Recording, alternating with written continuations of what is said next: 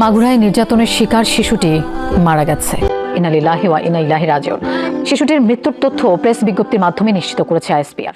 ধর্ষণকারীদের নির্মম শাস্তির জন্য দেশ জুড়ে আন্দোলন।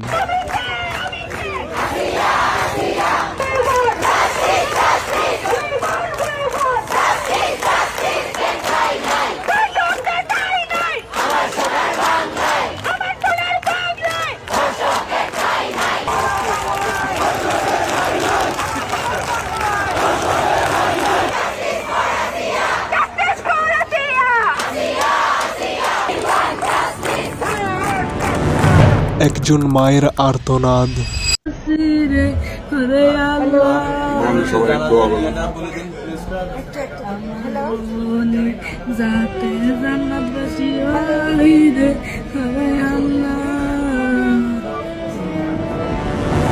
দোয়া রাখি আল্লাহ তোমাকে ওই পারে সর্বোচ্চ মর্যাদা এবং শান্তি দান করুন।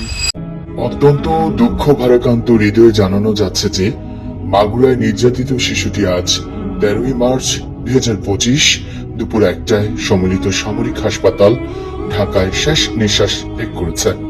সম্মিলিত সামরিক হাসপাতালের সর্বাধুনিক চিকিৎসা ব্যবস্থা প্রয়োগ এবং বিশেষজ্ঞ চিকিৎসকদের সর্বোচ্চ প্রচেষ্টা সত্ত্বেও তাকে বাঁচানো সম্ভব হয়নি।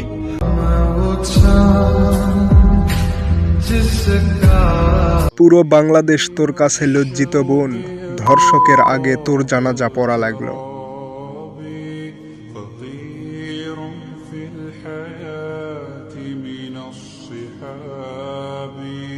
আমার ছোট বোনটাকে যারা এত নির্মমভাবে কষ্ট দিয়েছে তারা এখনো নিঃশ্বাস নিচ্ছে, এটা ভেবেই অবাক হচ্ছি।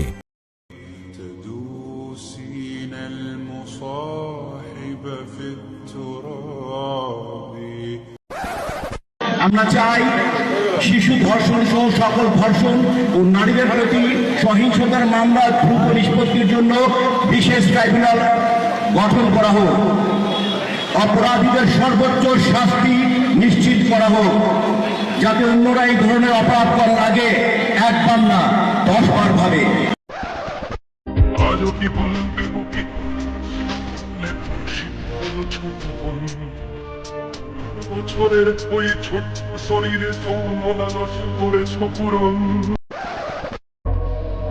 চলে গেল আসিয়া, দেখে গেল হাজারো স্মৃতি। হয়তো কিছুদিন পর তার কথা সবাই ভুলে যাবে, কিন্তু মনে রেখো আসিয়ার মতো যেন আর কারো না হয় এমন পরিণতি। রুখে দাঁড়াতে হবে আমাদের। তাদের এই জঘন্য কাজ শুধু একটি নিরপরাধ জীবনকে নিঃশেষ করেনি, বরং মানবতার প্রতি চরম অপমান করেছে।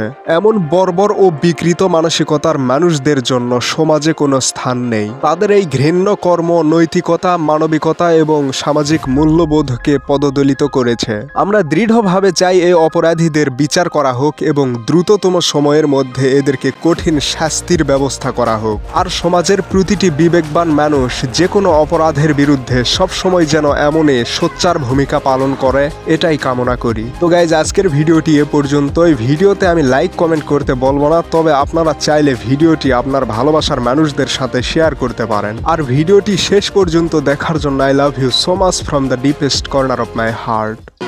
আমার কথা হইলো, আমরা জানি যে আপনার ধর্ষক কে, অপরাধী কে।